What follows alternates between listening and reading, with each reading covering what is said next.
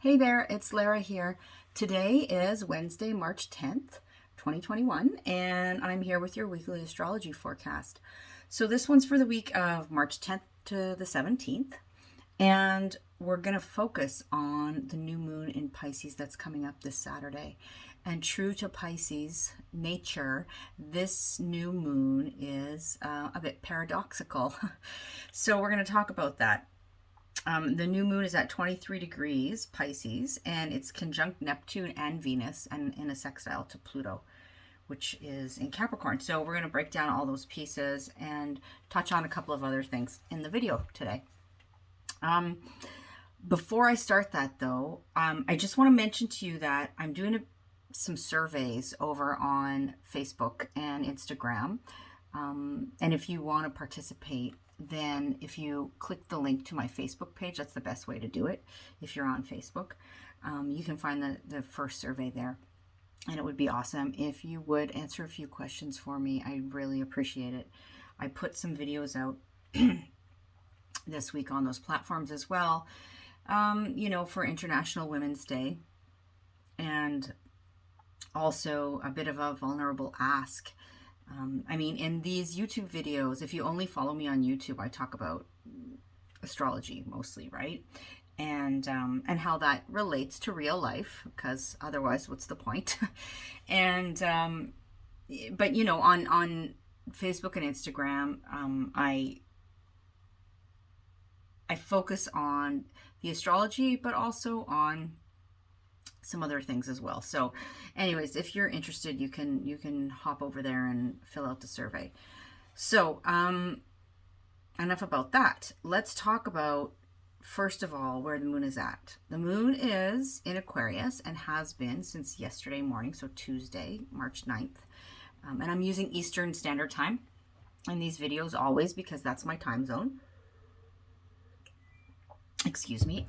So when the moon is moving through Aquarius, because we still have Saturn and Jupiter and Mercury in Aquarius right now, and we've got that Saturn-Uranus square going on, right, still. It's still in close proximity. Saturn and Uranus are still fairly close to each other in terms of the square formation that they're making. And as we know, that's going to be on and off all year, the whole of 2021, right? I've talked about this before, how that's sort of the backdrop or the signature of 2021. So point is, when the moon is moving through Aquarius, as these planets are still in Aquarius, it is triggering all that Aquarian energy. And so we may find that over these couple days that the moon is in Aquarius, we're getting a bit of a stirring up of the Aquarian house in our chart, right, which I've talked about before, when we had that big Aquarius new moon a while back, and it was the stellium of planets that were in Aquarius. I did a video on that, so you can go back and check it out if you want. But nevertheless, you may feel that those themes are being triggered for you over these couple of days as the moon moves through. And then on Thursday morning, the moon's going to move into Pisces and ready for that new moon that's happening early Saturday morning. So as the moon is in that part of her cycle where she's dark still, and we can't see, even the sliver of the crescent new moon, it is not the best time to do any sort of ritual or oh gosh, it's kind of like, if you're going to initiate something, wait until the new moon is actually visible. That's my best advice to you. It doesn't mean that you can't be setting intentions and that sort of thing. But if you're going to initiate any action towards that, wait until the new moon is visible. The days leading up to the new moon, the couple of days before the new moon, is usually a time when it's a more inward kind of state that we're in, or that we're being called to be in. And we may feel a little more tired and needing rest, more sleep, that sort of thing. So new moon early Saturday morning, we're going to dive into all of that and do a bit of a deep dive into Pisces and what's going on there, and in a little bit. But then the moon is moving into Aries on Saturday evening. So Saturday evening can feel a little bit more, fired up. And then into Sunday. And then the moon will move into Taurus on Tuesday. So today we have the sun in an exact conjunction with Neptune. Right on top of each other kind of thing. If you need a visual, that's sort of what I'm talking about. And so this happens once a year because the sun moves around the whole zodiac once a year, right? So the sun contacts Neptune in a conjunction once a year. But Neptune is in the sign of Pisces, right? Which it has an affinity with. In modern astrology, we say Neptune rules Pisces. In ancient astrology, we say Jupiter rules Pisces. And if you're somebody like me who kind of blends both of those, then I increasingly see Jupiter as the ruler of Pisces, but Neptune definitely has an affinity with Pisces. And so it's a bit stronger there. I recently went through a Sun Neptune conjunction in my chart because I have Sun in Pisces, and so Neptune moved over my Sun in Pisces all last year. It was kind of sitting right there on top of it, and it's still within orb, but it's moved a couple of degrees away, and I feel the difference. What does Sun conjunct Neptune feel like if you're having that transit personally? And if you have your Sun around 20 degrees of Neptune, you're gonna be having this going on in your chart for a longer period of time than we're just feeling it in a collective sense, right? But so what to kind of watch for or consider if that happens to be you is you're likely to feel a sense of first of all, waves of exhaustion, just complete exhaustion, where you just don't feel like you've got, the vitality. You're a bit washed out kind of thing. Confusion, like in which direction to go, what am I supposed to be doing? Where am I supposed to be going? There can be a sense of a bit of existential crisis going on. With Neptune and the Sun together. But there can be a real profound spirituality that goes on too, and spiritual kind of communion, spiritual experiences, that sort of thing can also happen. There can be some confusion and fogginess around rulership and leadership and those sorts of themes, right? Maybe with more kind of fatherly figures or authoritarian figures, that sort of thing as well, because the Sun represents that, among other things. But, and the Sun is our life force, right? The Sun is our motivation and our purpose. And when Neptune comes in and sort of puts this hazy, sheer curtain over everything, it can feel a little bit like our motivation is zapped.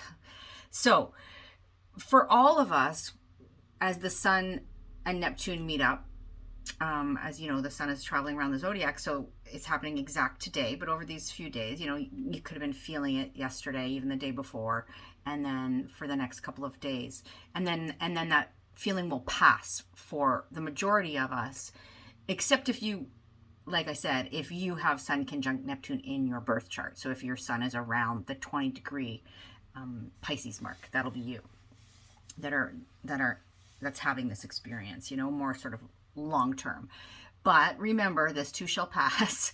It's not forever, and it serves a purpose, right? It serves a purpose in the sense that sometimes we need to go through that bit of a surrender phase, in a sense, in order to get right. So, all right, that's Sun Neptune, and that conversation between the Sun and Neptune is still very strong at the time of the new moon on Saturday. So that there'll be, that element will be present. And then on Monday, the 15th, we've got Mercury moving into Pisces. So I talked about this at greater length in last week's video. So listen to last week's video for more on that, definitely. But just in general, when Mercury's moving out of Aquarius where it's pretty comfortable. Mercury likes the thinking nature of Aquarius, right? Mercury's comfortable in the air signs. And as Mercury moves into Pisces, things can get a little bit more foggy. Our thinking and our conceptualization can be a little bit more foggy, less certain, unclear. It can also lend well to like artistry, though, or symbolic thinking, poetry, music. These kinds of things are good for Mercury Pisces. But if we're looking at,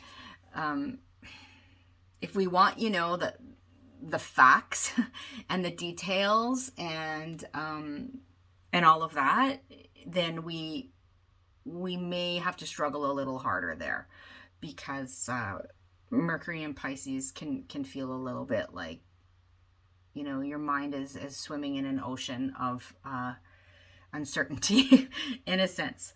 So, all right, that's Mercury in Pisces. And then we've got on Tuesday, the 16th, the sun in an exact sextile to Pluto at 23 degrees. So Pluto's in Capricorn at 26 degrees Capricorn, and then the sun will be at 26 of Pisces, right? And so Pisces and Capricorn, they sextile each other, which means this is a conversation where it is opportunistic. It's more harmonious than, say, a square or an opposition, right? And so this aspect is also within what we call within orb, so within range at the time of the new moon as well. So that factors in. And I'm going to talk about how that plays a role when we get there. Overall, this new moon can really have us dreaming about the possibilities for the future, about a new future, or fantasizing a little bit about some sort of idealistic future. Can have us a bit in la la land, truthfully, but it can also be quite beautiful. We are imagining ourselves into the future in a sense. We are maybe putting our faith in the future. We are perhaps looking at how we can surrender to the chaos a little as well. So I'm gonna go into much more detail, but that's sort of an overarching little tidbit for you there. I want to show you the chart, and then I'm gonna start to break things down a little bit more. So here's the chart for the new moon. At the time, of course, the sun will be conjunct the moon in Pisces, because a new moon is always when the sun and the moon come together. They'll be at 23 degrees Pisces, and then you'll see Neptune there at 20 degrees and Venus right beside Neptune at 19 degrees. So we're going to talk about this. So we have a stellium of planets in Pisces, right? A collection of planets in Pisces. A lot of planetary energy there. Then we still have quite a bit of energy in Aquarius, because we have Mercury there.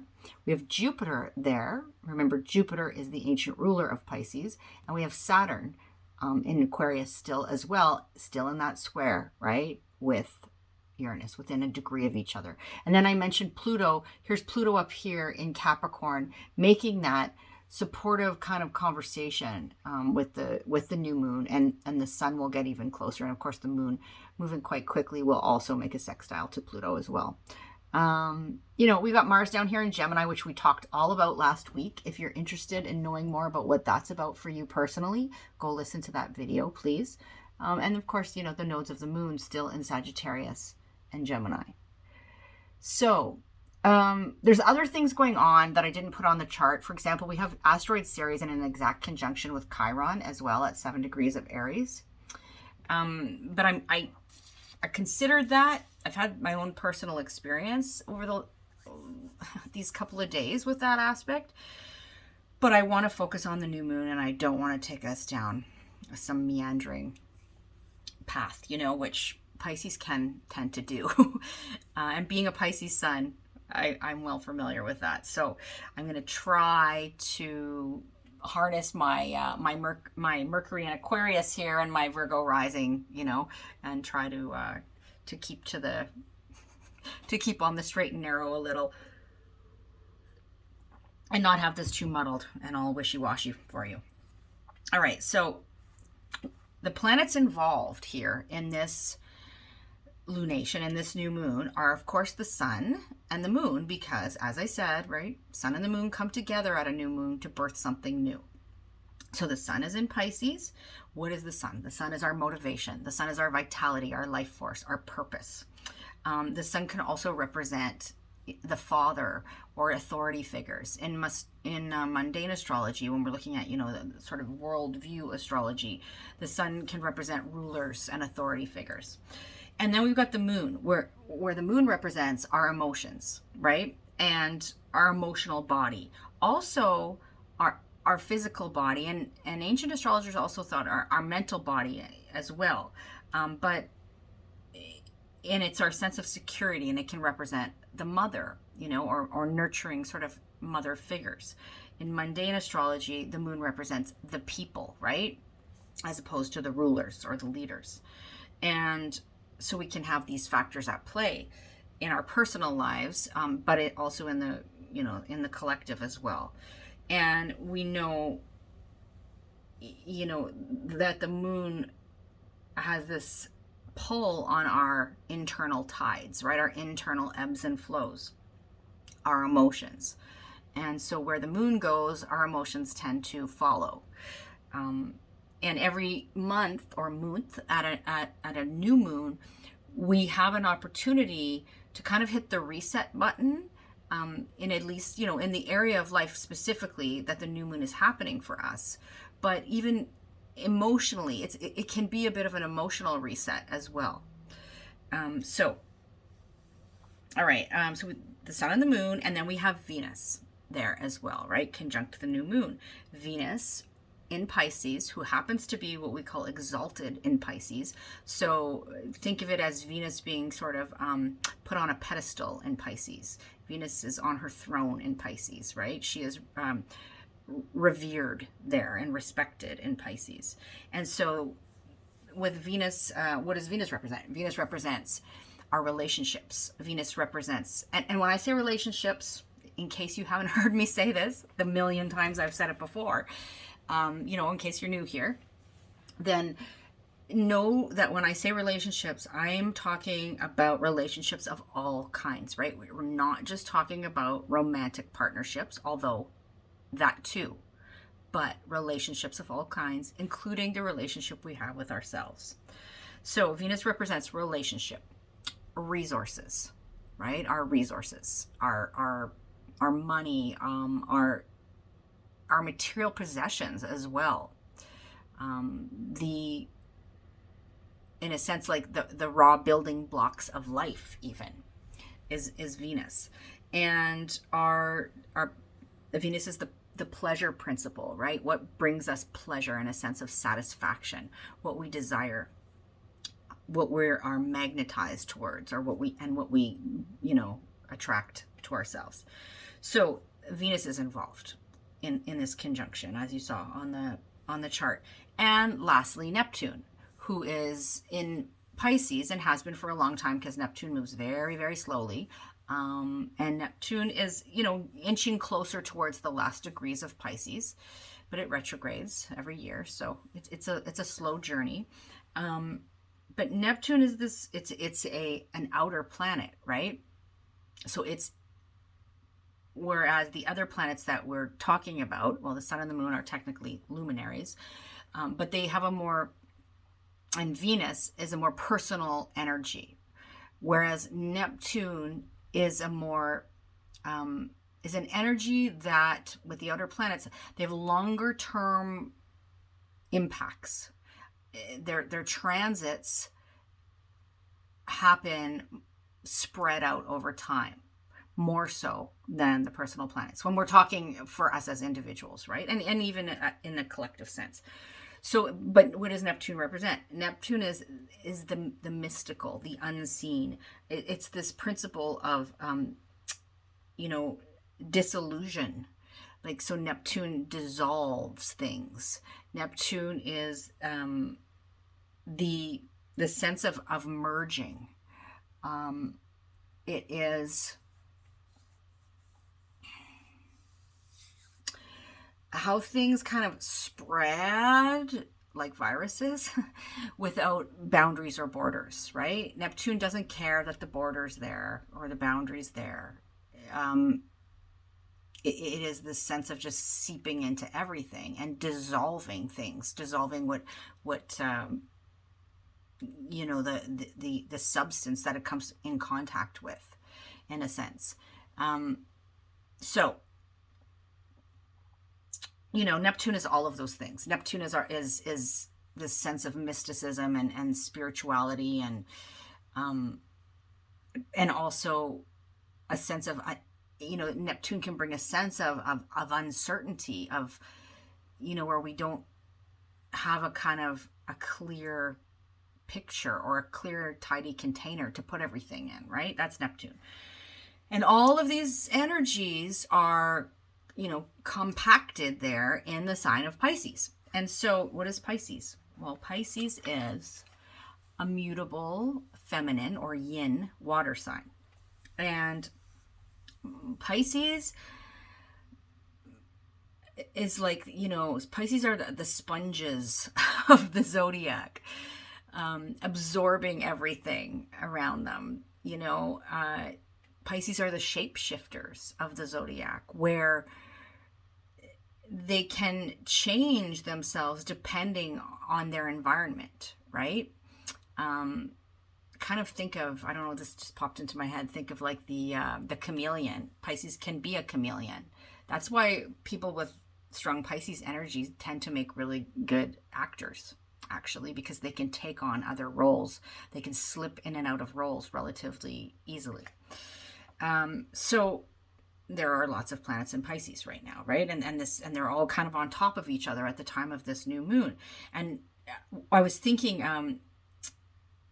of Kurt Cobain when I saw this new moon, because Kurt Cobain had a stellium of planets in Pisces too.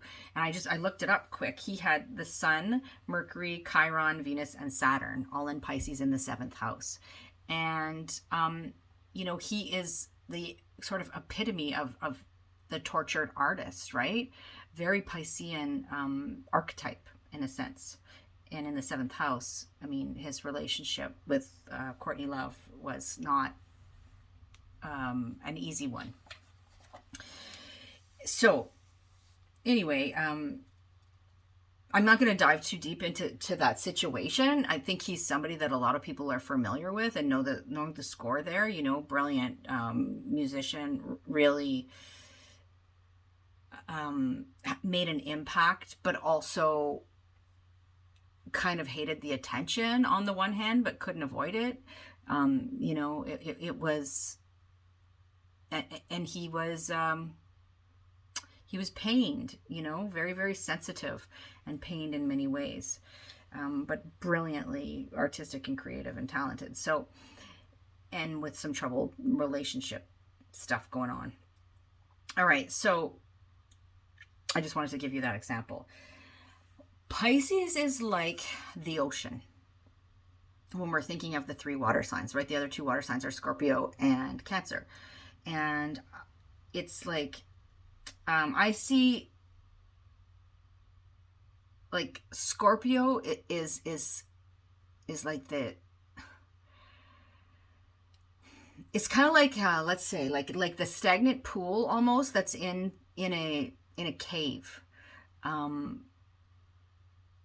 And it's very deep because Scorpio is fixed water, right? It's not really going anywhere, but it has depth. And then Cancer is like the little tide pool. When the tides come up and make the little pool on the beach, you know, that the crab skitter around in. And it's in its little, you know, cozy spot. And then the ocean waves come up and out goes the tides, right?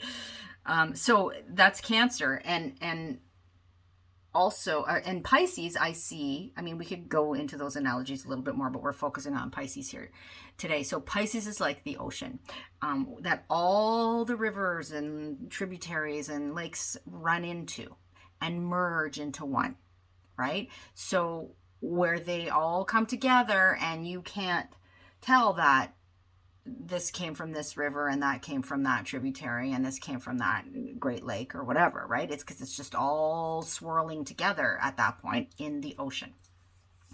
They're all blending together. And the ocean is, so it's this area, right, where all these little individual pieces, bodies of water, all connect and collect into one. And it is teeming with life. And it's mysterious and powerful and resilient, but also very delicate. And, it's a very delicate ecosystem, the ocean, and it's very vulnerable to outside forces. If there's an oil spill, we know it. The ocean suffers, and the ocean is suffering from all of the garbage and the impacts of human neglect. And climate crisis and all of those things. And so it is the perfect image of both powerful and very vulnerable. And really that's Pisces. And although a lot of times we don't think of Pisces as powerful, but that's, I think, because when we use that word power, we have a modern day connotation of what that means, right? A patriarchal kind of idea of what that means. And we're not thinking about the sense of more kind of feminine, receptive power that the ocean has. And so, think of that metaphor. I also think of mermaids when I think of Pisces, because a mermaid can visit land. Mermaids, right? If they are real, but even mythologically speaking, of course, the symbol of the mermaid, they can visit land, but they are ultimately at home in the ocean. And if they leave the ocean for too long, bad things happen, right? Pisces has some issues with boundaries. Because everything's merging, and Pisces has the urge to merge into the collective, or into really what Pisces longs for is merging back to the source from which it came, right? And so there can be this lack of boundaries, this difficulty asserting boundaries or recognizing boundaries, that sort of thing with Pisces. Pisces also can have a bit of an identity crisis. Like, there can be this constant struggling to know who they are. Like, who am I outside of, if I'm not relating or reflecting the other, sort of thing, right? It's like the personal identity can be a struggle outside of the whole. So if that makes sense to you. And then we think of Pisces as being very connected to imagination, romance, artistry, universal love, empathy, sensitivity, intuition, transitions. Pisces is the last sign of the zodiac. And I said the shapeshifter of the zodiac. So what happens with Pisces is that,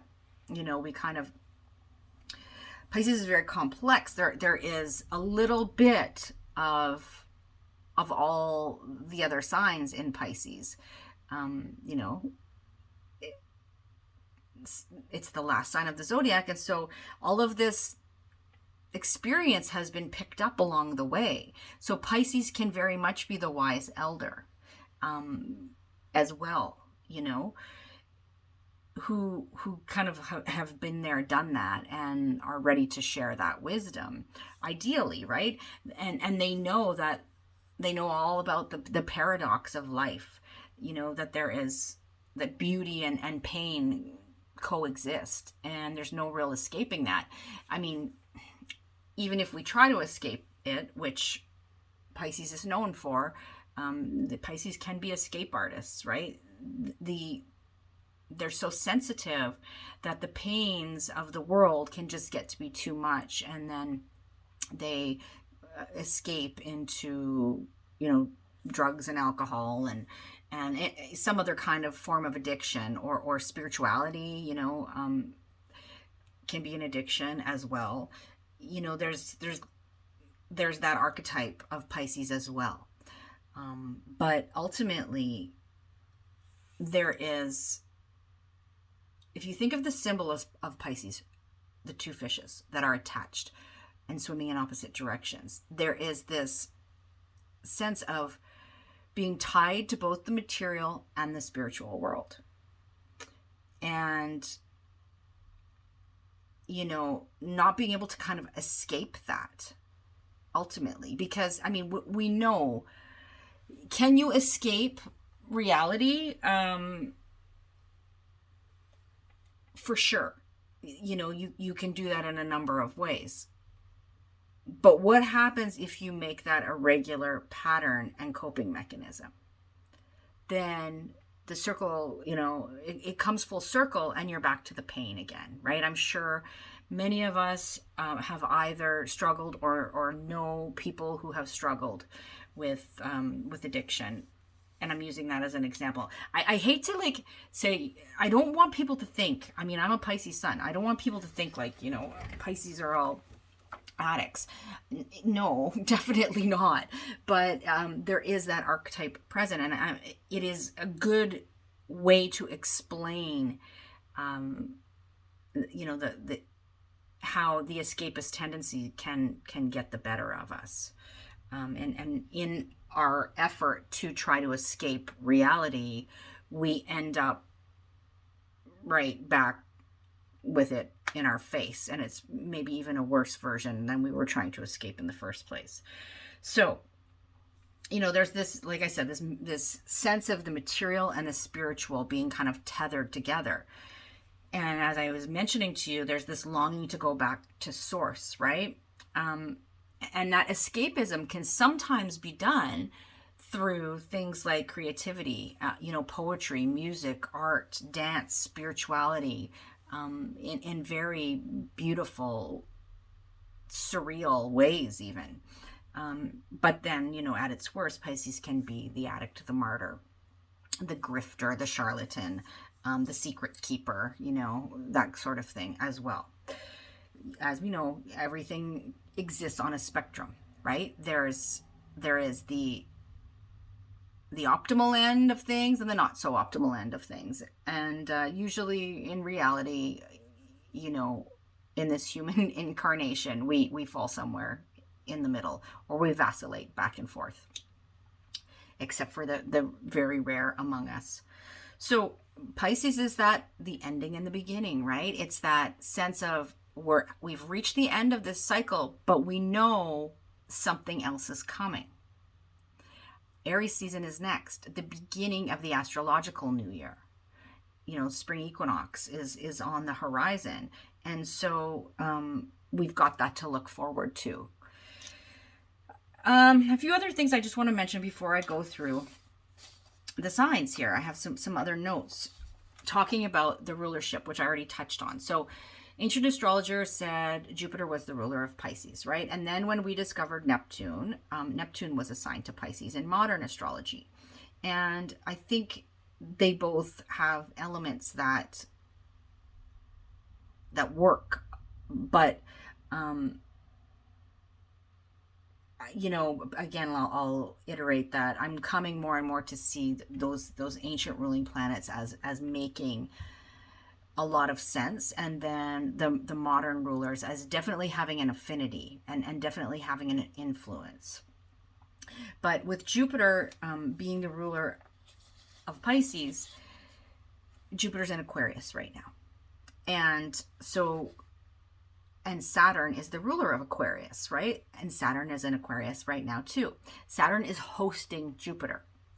And so I think there can be this sort of urge for freedom, right, in Aquarius, and also the urge to merge with this new moon sort of thing, and the urge for expansion, and growth in some way, which are concepts related to Jupiter.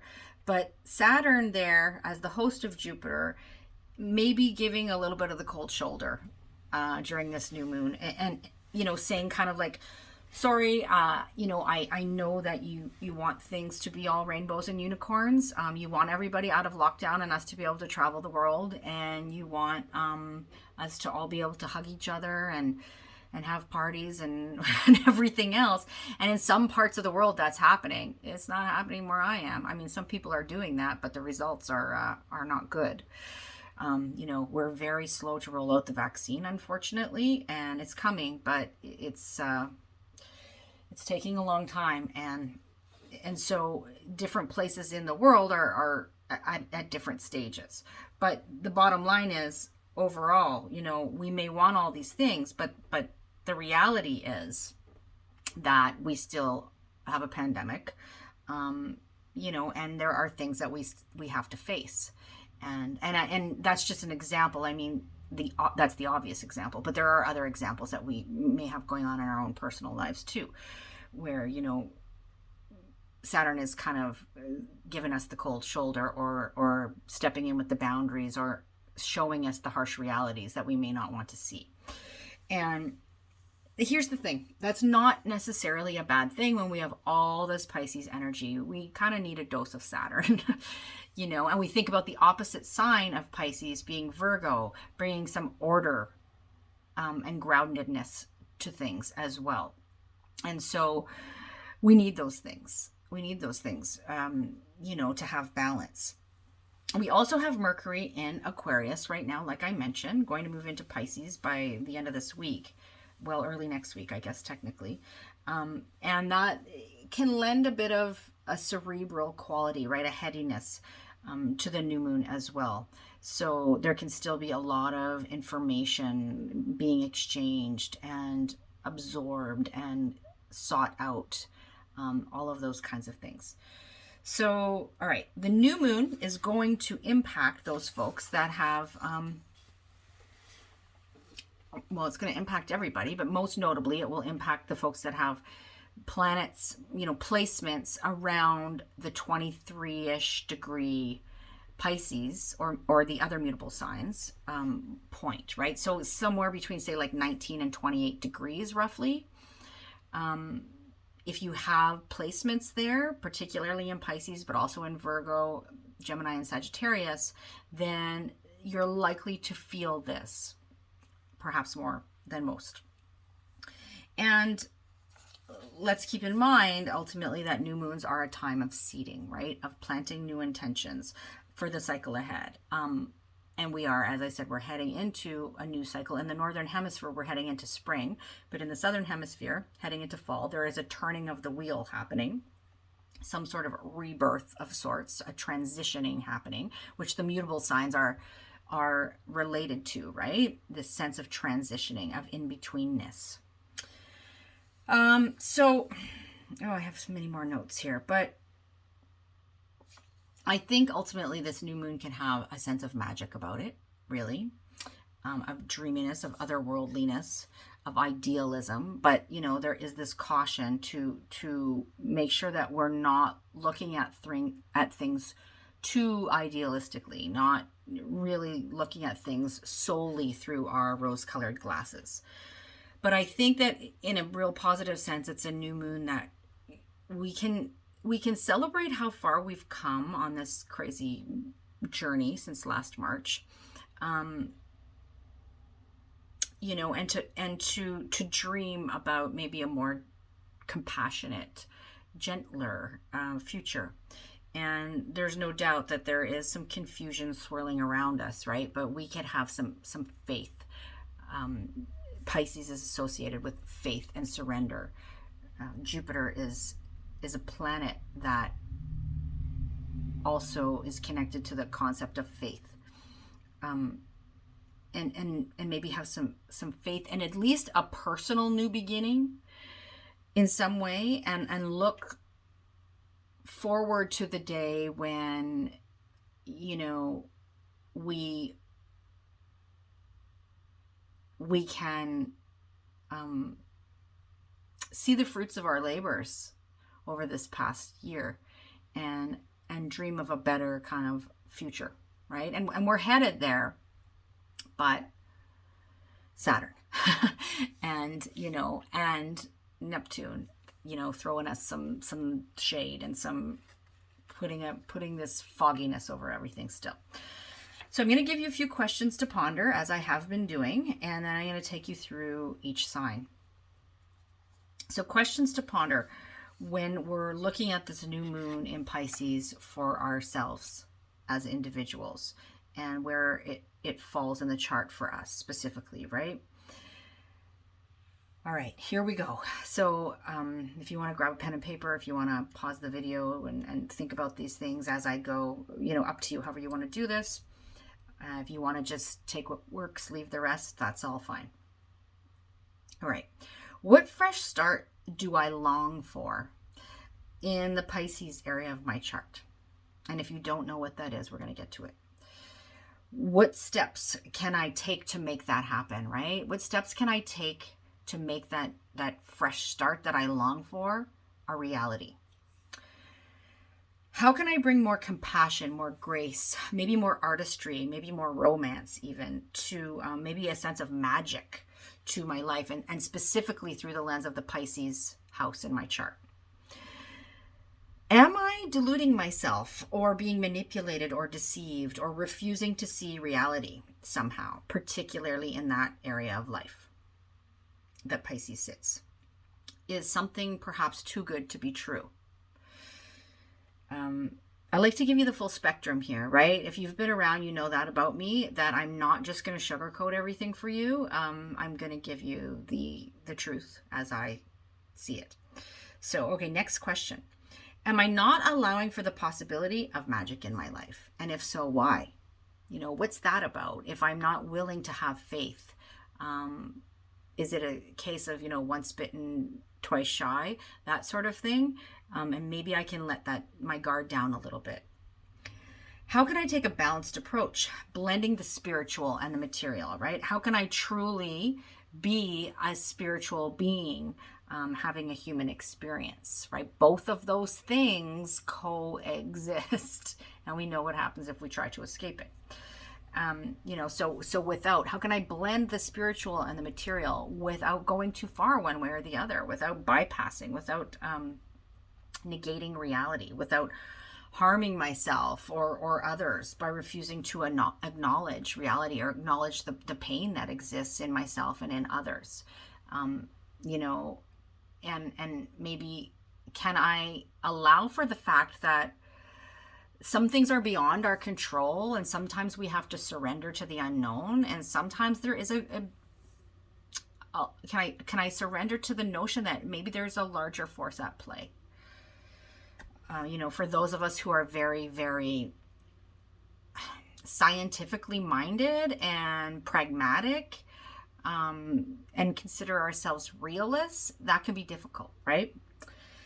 All right, next. What is my relationship to boundaries? Do I need to sort of let Neptune in there, right? And let Neptune do some dissolving of the boundaries? Or, you know, do I need to shore up my boundaries a little bit and take stock of my boundaries? Are my boundaries good, you know? Can I have faith and surrender to the grander plan? I was kind of just saying this, while still doing my worldly human work, you know, to make the best of my life. Can I accept the fact that I'm not in control of everything, but maybe some things I can control?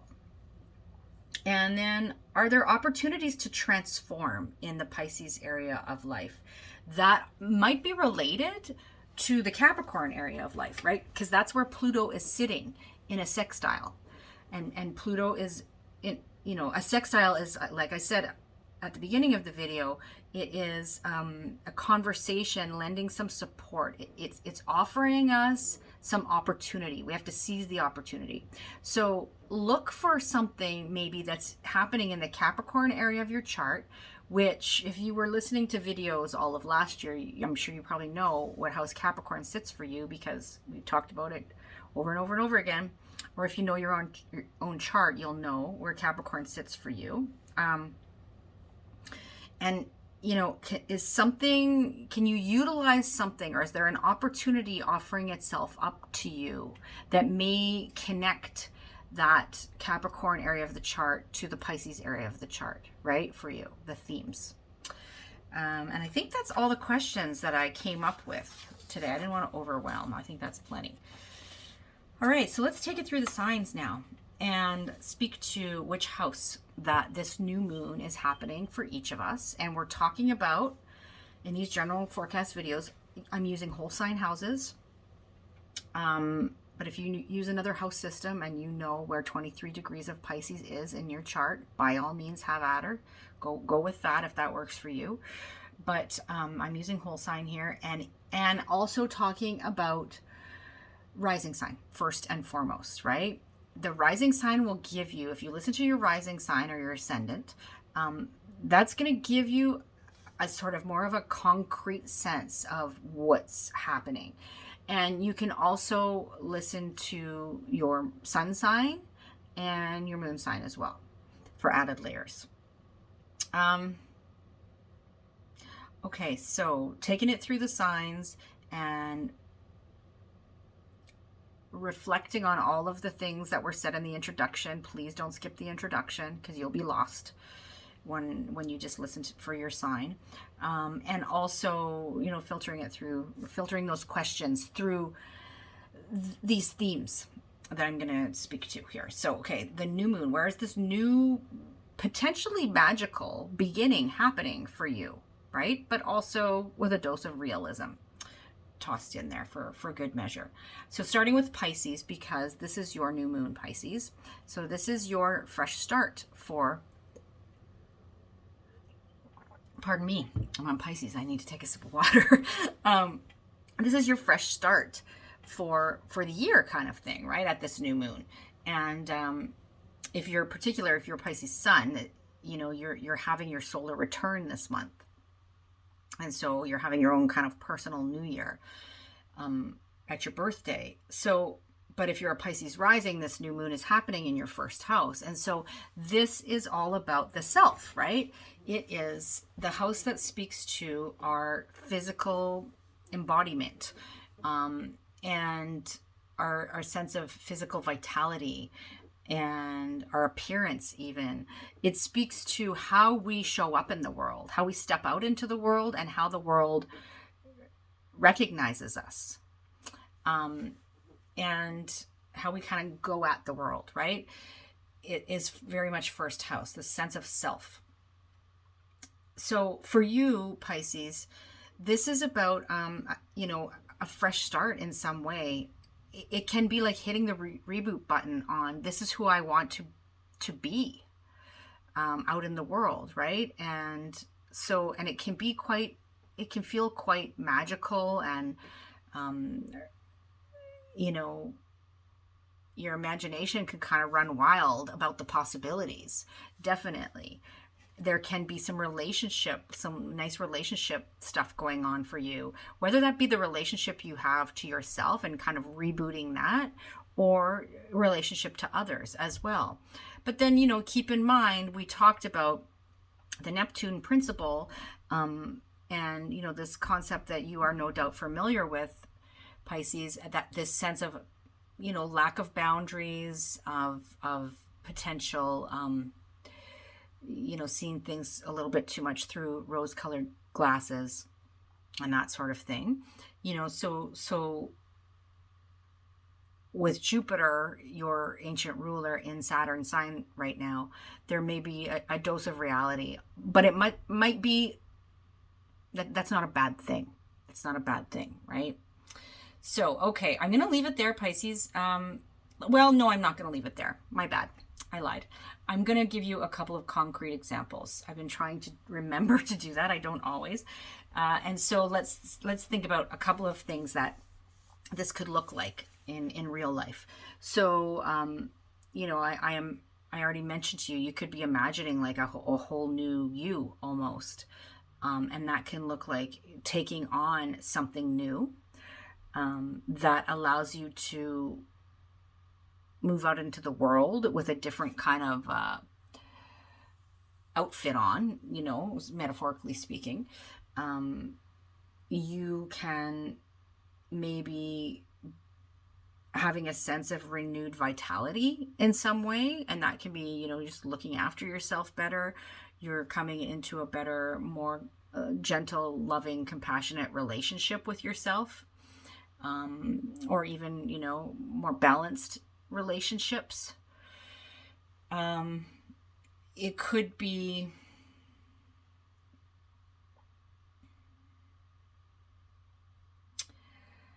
a total, like, something very kind of in a practical sense, like a total makeover, right? Maybe you're able to go to a spa or something like that and just really show yourself and your body some love around the time of this new moon, and that can mark a fresh start for you on a grander scale. Okay, so anyways, I'm going to leave that there, and the first house can be just about anything involving our personal lives. It's a key. It's like the helm of the ship sort of thing, right? So it impacts everything. All right, so that's for you, Pisces, and we're going to move on to Aquarius now, where we have this new moon happening in your second house. So an opportunity to plant some new seeds of intention and to dream a new future, to imagine a magical kind of future, in relation to your resources, which is second house, right? Your money, your material possessions. I also consider time and energy resources personally, and your sense of what you place worth on, including your sense of self-worth. It is how the second house speaks to how we sustain ourselves. And so oftentimes that's like how we use our skills and talents to get the things that we need to get our basic needs met, right? But very much about your resources and your finances and that kind of thing. And so there is this fresh start on offer, and you can be dreaming big here. And it can feel quite magical, and it could have something to do with a partner even, because Venus is involved here. It can have something to do with spending money even on like beautiful things or beauty routines or things like that. It could have to do with some how you make money can take on a Piscean flavor, even like some kind of spiritual business, or you're going into acting or something like that, artistic creative pursuits. It can have to do with even, okay, let's take it in a different direction. There can be maybe some unrealistic thinking around resources and money even, and because Neptune can have us a little bit foggy there, and hopefully, you're a Saturn ruled sign, Aquarius, and Saturn is in your sign right now, as is Jupiter, ancient ruler of Pisces, and so there can be a Saturnian boundary there that is not a bad thing, to help you kind of reel it in if you may be getting off a little bit too in la la land about these things, right? These second house themes. But overall, really opportunity for a very nice sort of magical, in a sense, new beginning. All right, so that's for you, Aquarius. Next, we're going to move to Capricorn. Capricorn, for you, the new moon's happening in your third house. And for you, this is a fresh start on offer, you know, planting some new seeds of intention. In terms of your immediate environment, this is third house. In terms of siblings, and the people, like even friends that are like siblings to you, or, you know, peers, teammates, neighbors, cousins, these sorts of people in our lives. This also speaks to communications, how we communicate, the communications that go on the day-to-day, the back and forth, communication devices even. It can have to do with commerce and marketing, and sort of short distance travel is all very third house. It also speaks to education, but we're talking about, generally speaking, like the earlier years, right? So through to high school, or learning the basics of something, sort of the foundational pieces. So that's the third house. And so this new moon is offering you a fresh start. It's surrounding those themes. And it can feel quite, you might have to, you know, you might have some faith blossoming here, and a willingness to surrender a little bit to what is, and a willingness to kind of accept that you're not necessarily in control of everything. But there can also be, relationship factors going on with these third house themes, that can be quite lovely, but also perhaps maybe not seeing things quite clearly, because there's that potential with all this energy in Pisces and with Neptune there. But we do have, right, Saturn as the host of Jupiter over there in Aquarius, maybe lending us a bit of a reality check as well. So it is a very, as I started out the video saying, some astrologers are going to say, oh, this is all sunshine and rainbows and unicorns. And I hope it is. I hope it is. But I get the sense that there's more to it than that. And it's there's a bit of tug of war going on here, I think. There's a bit of a paradox, which is true to nature for Pisces. So, but ultimately it is a new moon, and there is an opportunity for a fresh start. And look to the Capricorn area of the chart as well for that Pluto piece to lend you some support. And that has to do with, in your case, the first house, which is you and your physical vitality and body, and how you project yourself out into the world, right?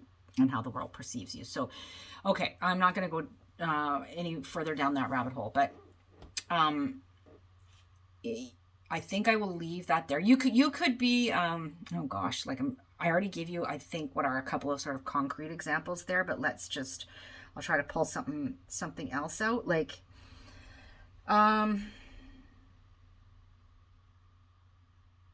you could be marketing a spiritual business. You could be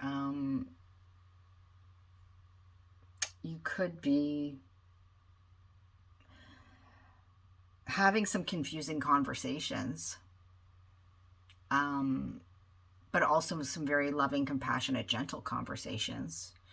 You could be maybe, making a short trip to somewhere that feels like a bit of an escape, as well, in a good way, right? You're taking a bit of a romantic escape in some way, if that's possible for you. Kind of close to home, though. Also,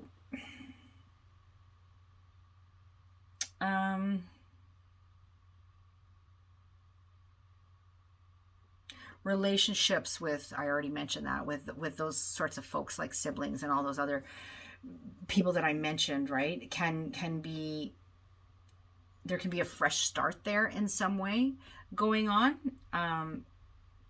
So I'll leave you with that. Definitely listen to the intro and the questions that I posed earlier in the video. Okay, I'm moving on to Sagittarius now. So Sag, for you, we've got this new moon happening in your fourth house.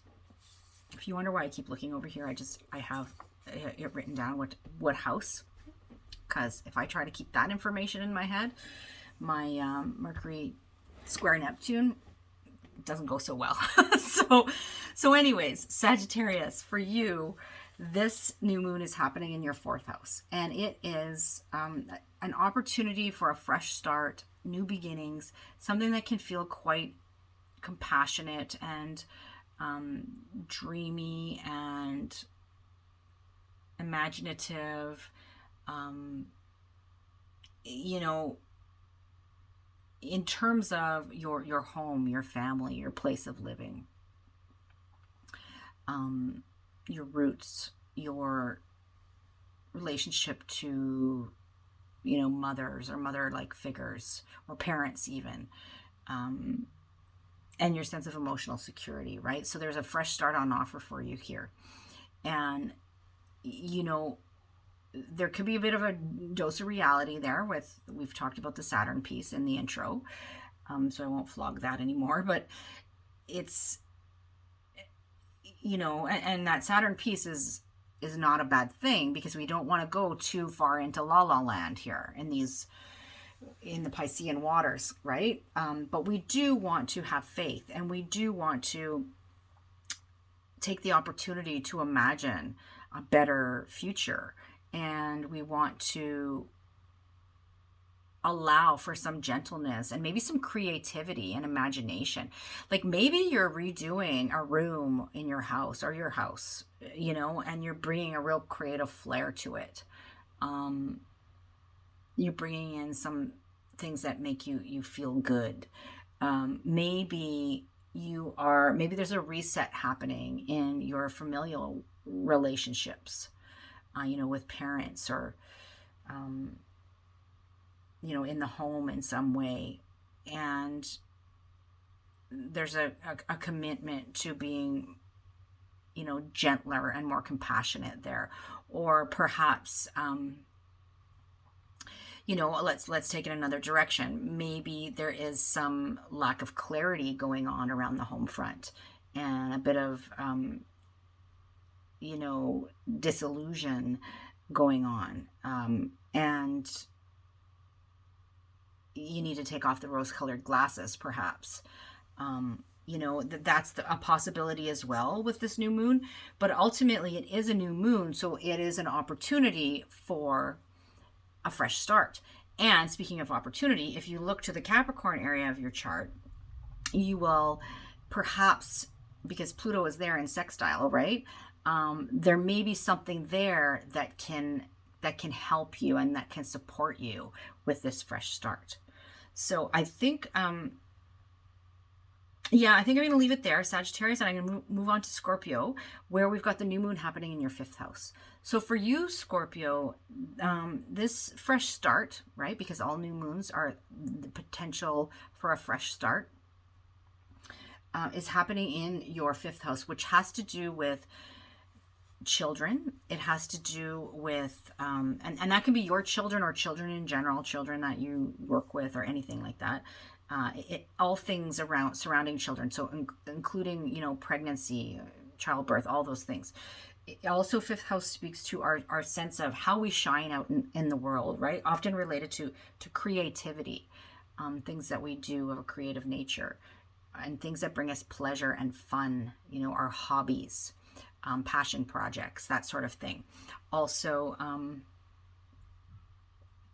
very much, you know, leisure activities, risk taking is a 5th house thing. I don't often talk about that, but it is. So those are all 5th house themes. And for you, Scorpio, this is where the fresh start is on offer. And you can be, you know, imagining a future, a better future in relation to these 5th house themes. And it can be quite dreamy and beautiful. And there can be some relationships that are being, you know, fostered here. And there can be that have like maybe a creative angle to them, or, you know, that are just bringing you pleasure and joy. Maybe, you know, you're hitting the reset button a bit on relationship by taking a a break together. You know, it can be something, I mean, depending on where you are in the world and what you're allowed to do right now, you know, it could be a staycation or it could be, you know, it could be a, you know, a trip to the next city, or I don't know, you know. It could also be a reboot on your relationship with your children. It could be your children doing something more creative, or, you know, or Piscean. Ideally not, you know, having issues with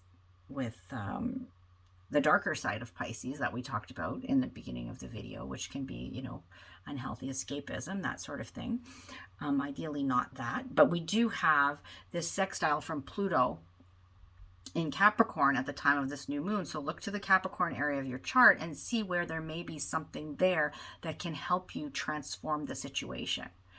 You know, if it's something less than desirable that's going on for you, Scorpio. What else can we say about this? Maybe you're starting a new hobby that has a real sense of imagination to it, or even compassion. You know, or you're using your intuitive gifts in some way, that sort of thing. There's so many things I could say here, but I think I will leave it there for you, Scorpio. Definitely listen to the intro and listen to the questions that I posed. And we're going to move to Libra now, where Libra, we've got the new moon happening in your 6th house. So for you, this is about a fresh start on offer in terms of your daily routine, your work, your day-to-day work, whether that be paid or unpaid work, your health, issues around health and illness, issues around potentially pets, how you are in service. These are all 6th house things. So something's happening here. Like I can see, like the first thing that comes to mind is maybe you have opportunity to get the vaccine, which is a great thing. You know, and I'm not making a judgment for you if that's something you choose not to do. That's not where I'm going with this. But what I'm saying is that, you know, let's say you think that's a great thing, and ideally that is a great thing. The caution is not to let it,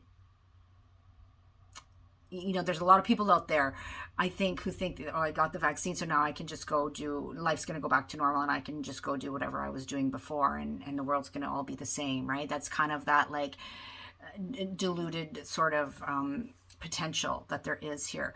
But there's the reality check that's needed of, okay, great, this is great, and in the future maybe that's where this is all headed, but we're not there just yet, and in the meantime I still need to do these things on the day today, you know, wear my mask and all those things. So that's just one example. That's the first thing that came to mind. But it could also be things like a fresh start on offer in your work life. You're starting some kind of new work, and or you're imagining some new kind of work, and maybe there's some creativity involved in it, or maybe there's some kind of artistry or aesthetic involved somehow, or there is potential for maybe a bit of confusion around that too.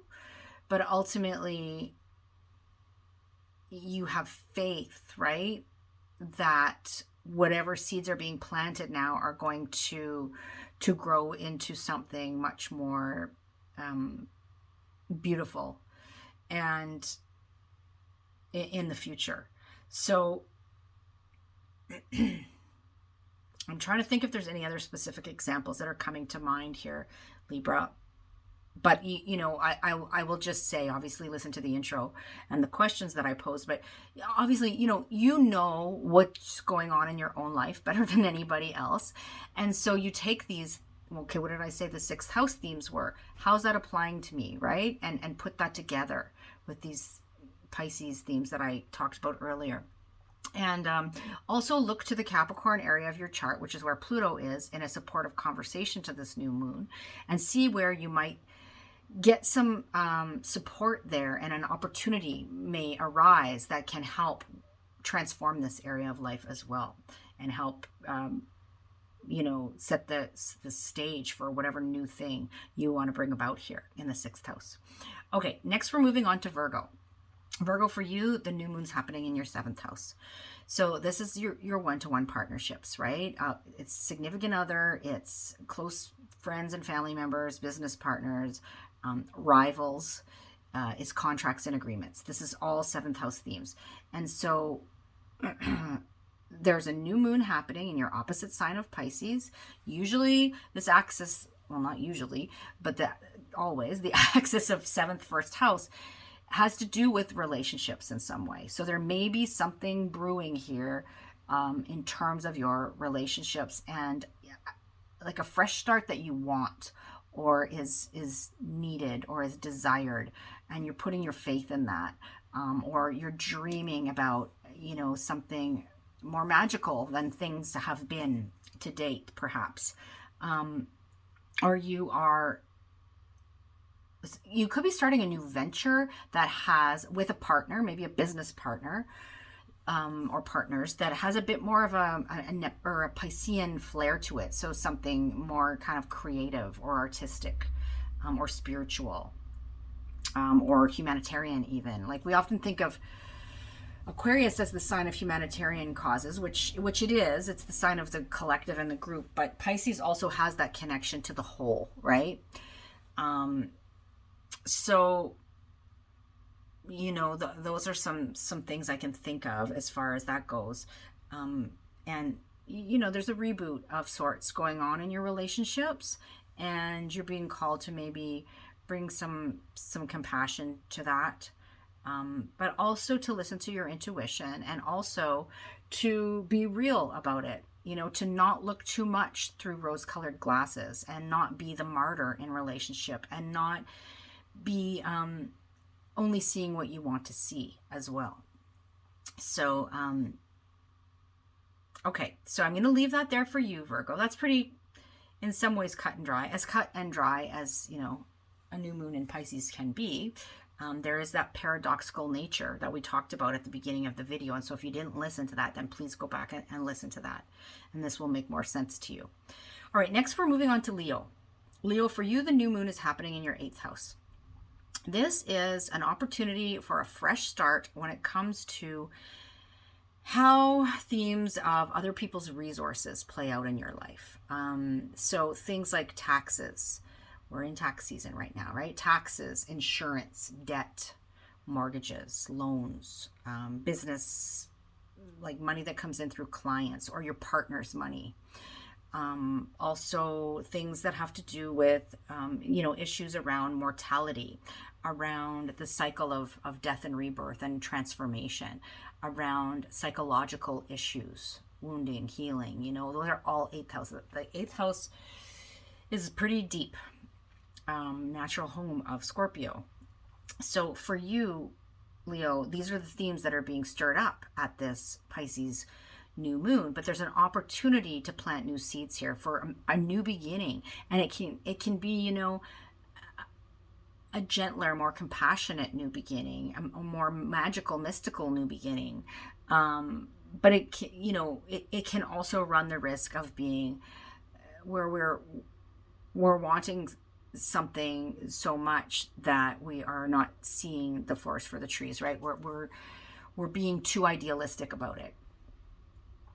You know, so we want to make sure that that's not the case. You know, dream big for sure, have faith for sure, but also have a dose of reality thrown in there. And so, you know, like it can be like, maybe, oh my gosh, there's so many things it could be. You could be even like sort of beginning some new course of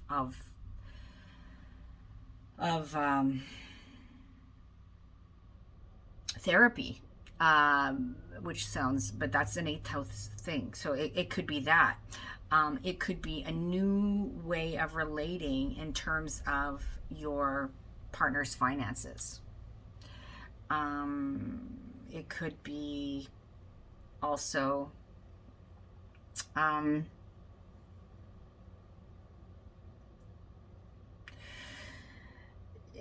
you could be drawing up a will. I mean, these are all simple, mundane kind of things, but they're all 8th house related. So I'm going to leave that there.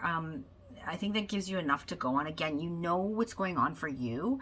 And so look, think about those 8th house themes. How's that playing out in my own life? How's this working for me? And then you can also look to the Capricorn area of your chart, like I mentioned, which is where Pluto is sitting in sextile to this new moon and offering some opportunity or some support there in some way as well. So that's for you, Leo. I'm going to move on to Cancer now, where we've got the new moon happening in your 9th house.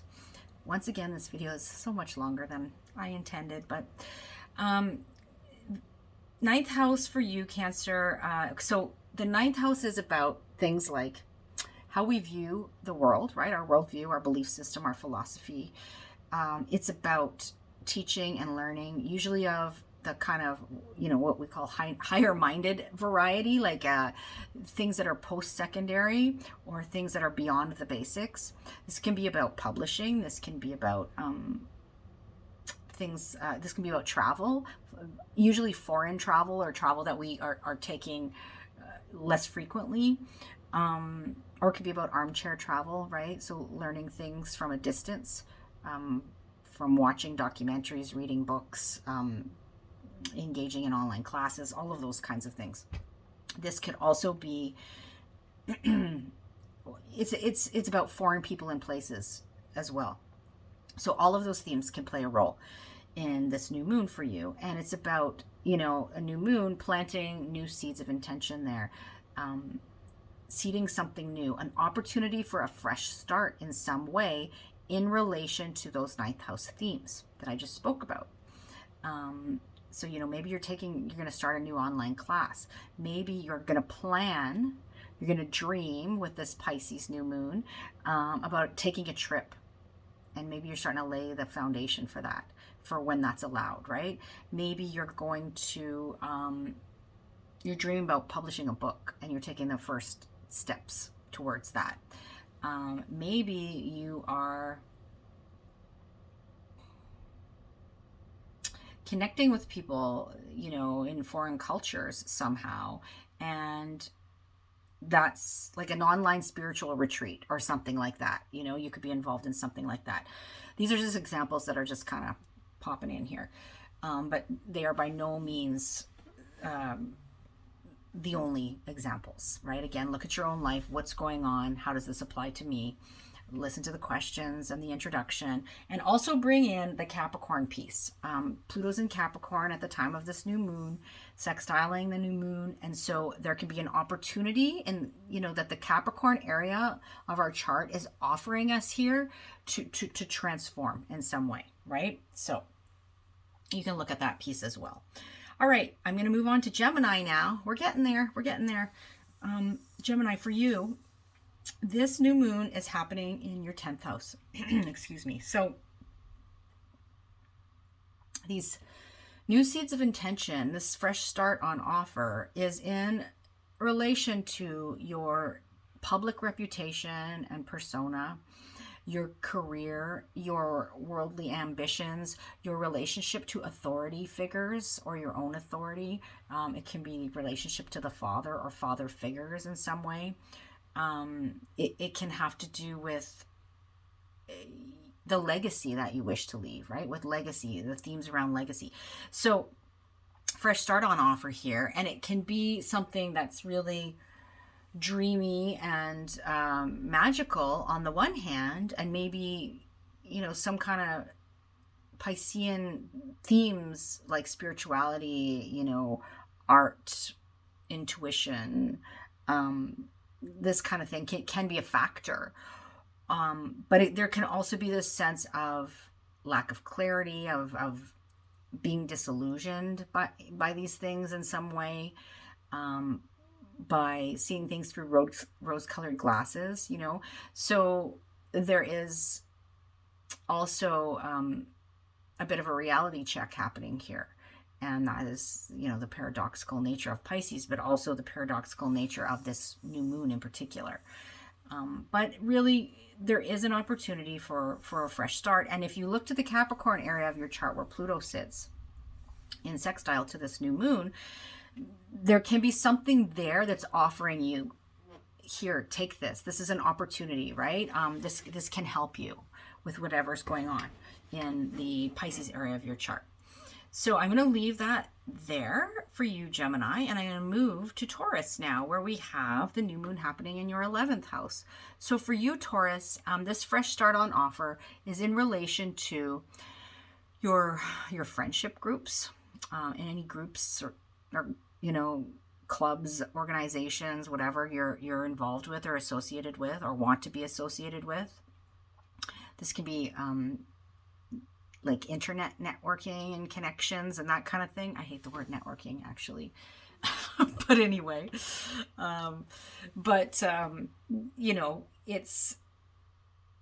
it is this sense of reaching the wider group.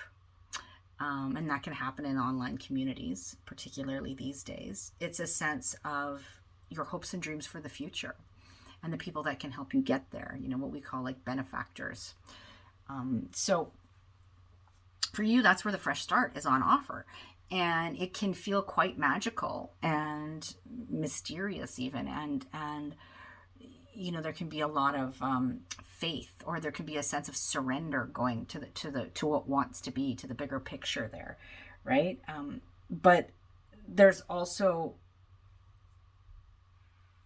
I caution you to kind of take off the rose-colored glasses and see things for what they actually are, not just what you want them to be.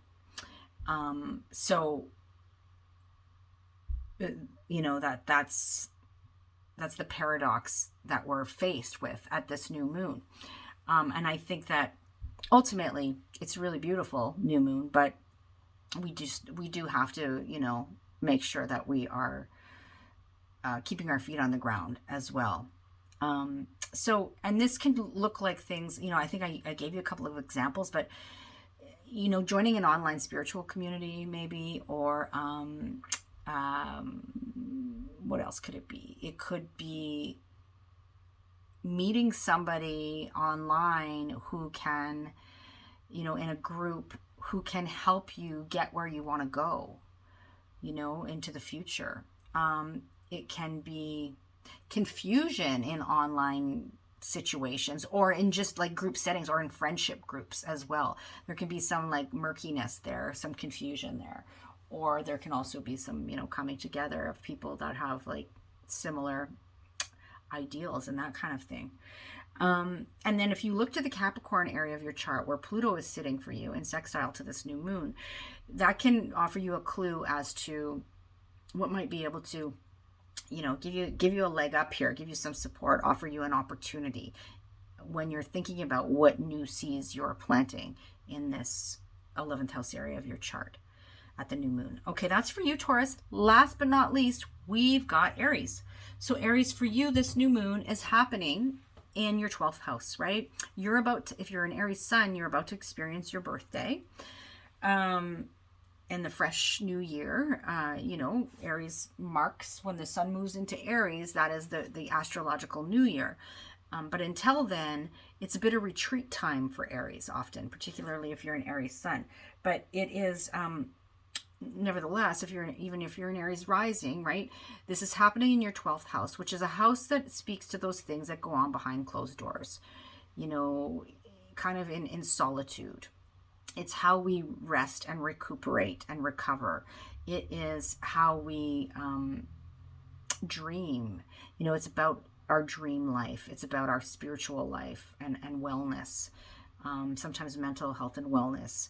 It can be about how we sabotage ourselves, right? And this can also speak to like literal places behind closed doors or tucked away from the world, places of confinement. That I always give you the examples of things like rehab facilities, hospitals, hospices, spiritual retreat centers, youth detention facilities, prisons, all of these things, anything you can think of that is sort of a place of confinement in a sense. So something may be going on as far as that goes. the 12th house is endings and losses, and that place, that transitory space, right? Where Pisces is very comfortable. This is the natural home of Pisces. So for you, this is where the new moon is happening. And there can be a real lovely new start, a magical new kind of very kind of mystical, dreamy, spiritual, fresh start on offer for you. Definitely. And it may involve one of those things that I just talked about. It may have to do with something comes to mind here, like secretive relationships, and you just have to be cautioned that you're keeping things a secret for the right reasons, perhaps, and you're not being deluded or seeing things through rose-colored glasses too much. But you can be quite literally dreaming of a fresh start, of a new future, of planting seeds. You might be getting messages in your dreams even, or you could be having you could be getting readings from people, like, in the spiritual realm, people that you trust, hopefully, right? And are reputable, that may be offering you some insight as well right now. Endings may lead to new beginnings around this time as well. So what's going on in your own personal life, Aries, and you can think about those 12th house themes and how that applies to you. And then you can also think about, of course, the introduction and everything I said there, but you can think about the Capricorn area of your chart where Pluto is sitting in sextile to this new moon, and think about how that can lend you some support in this time, how there's an opportunity that you can seize perhaps there, right, to help you with this fresh start. All right, so I am going to leave it there. Wow, that was a long one. Sorry about that. I was rambly. I meandered, even though I said I wasn't going to, but I kind of stayed on topic too, right? We talked all about the new moon in Pisces.